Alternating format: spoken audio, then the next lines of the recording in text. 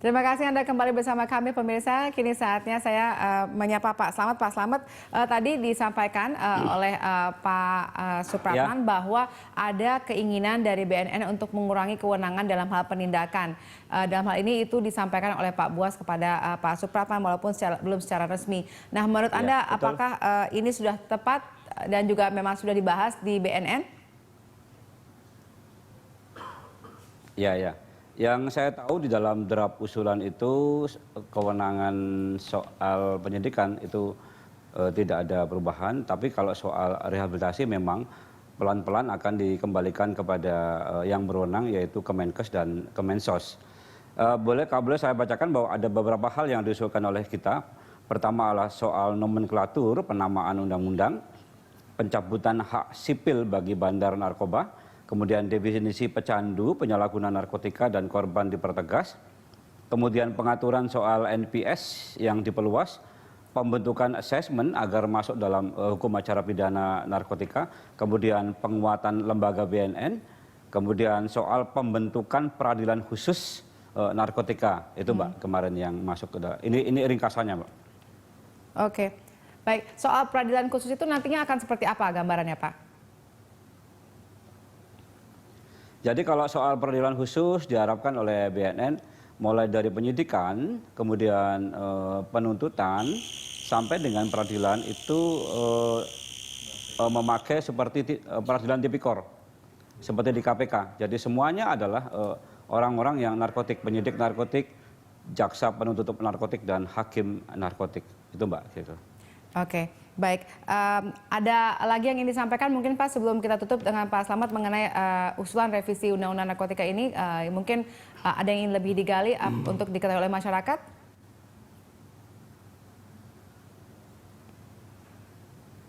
Saya kira itu yang perlu kami sampaikan. Memang kita BNN memandang bahwa hukum itu progresif, hukum itu dinamis dan kebutuhan sesuai dengan kebutuhan sosial masyarakat, dan memang kalau memang kesepakatan nasional untuk dirubah maka keniscayaan akan terjadi, jadi masih bisa dirubah sesuai dengan kebijakan hukum, sesuai dengan politik hukum Indonesia itu Mbak. Baik, Pak Slamet terima kasih sudah bergabung bersama kami. Terima kasih. Baik, saya ke Pak Beni. Pak Beni, kalau misalnya Anda melihat perjalanan dari undang-undang yang ada saat ini, menurut Anda apalagi yang bisa ditambahkan selain tadi usulan-usulan yang disampaikan oleh Pak Slamet dari BNN? Ya, tentunya usulan-usulan tadi pada prinsipnya kami sependapat, di mana penanganannya nanti masalah rehabilitasi ini fokus kepada dua instansi terkait, karena dibutuhkan biaya yang besar, sarana prasarana yang cukup banyak. Bayangkan kemampuan kita merehabilitasi sekarang ini hanya 18.000, 2.000 oleh pemerintah, 6.000 oleh pemerintah, 12.000 oleh masyarakat. Yang harus direhabilitasi 5 juta. Kalau kita hitung itu saja, perlu berapa ratus tahun menyelesaikan itu. Nah, sementara sambil menunggu direhab, bertambah tiap hari. Jadi ini perlu upaya serius menurut kami, dengan nanti pembagian tugas yang jelas dan pasti, dengan dukungan anggaran yang besar. Kita ingin menyelamatkan masa depan anak-anak kita yang sudah terlanjur menjadi korban. Mereka masih punya masa depan. Dan kalau itu tidak ditangani dengan baik, maka akan sia-sia upaya pemberantasan yang dilakukan. Karena konsumsi tetap tinggi terus, maka perlu keseimbangan. Nah, ini bisa nanti dijabarkan dalam undang-undang untuk bagaimana nanti fokus penanganan ini menjadi skala prioritas dari masing-masing institusi begitu. Oke, kita sudah bicara mengenai rehabilitasi, kemudian adanya multitafsir. Nah, bagaimana dengan tadi ada usulan soal peradilan khusus, Pak Beni, dan kemudian juga dikatakan mungkin akan mirip dengan menggunakan pengadilan tipikor yang ada saat ini? Ya, tentunya itu diperlukan mengingat bahwa kasus ini cukup banyak terjadi nyaris di semua daerah. Kemudian ada satu hal, pejabat-pejabat yang nantinya akan menangani, entah itu hakim, entah itu jaksa, entah itu penyidik, sangat rawan karena narkoba ini uangnya besar. Jadi diperlukan petugas-petugas yang punya integritas tinggi, yang punya rasa takut kepada Tuhan, kemudian yang peduli akan keselamatan masa depan anak cucu kita. Karena apa? Ketika pasal bisa dipermainkan, putusan bisa dibeli, maka sia-sia semua upaya ini. Kemudian di lapas masih bisa beroperasi dengan seenaknya, merasa aman mengendalikan jaringan dan sebagainya. Ini akan sia-sia segala upaya yang kita lakukan. Baik, apakah dengan peradilan khusus ini Anda merasa akan ada semacam jaminan bahwa penuntasan kasus narkoba ini akan lebih baik dengan proses yang ada saat ini? Jadi begini, penanganan masalah narkoba ini tidak bisa hanya ditumpukan kepada aparat, kepada pemerintah. Tapi ini harus menjadi upaya bersama seluruh masyarakat, seluruh stakeholder. Kenapa? Ini harus dimulai dari keluarga.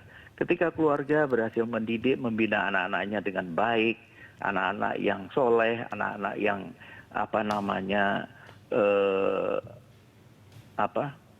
menurutin aturan, kemudian disiplin, punya karakter, dia akan jauh dari pengaruh ini.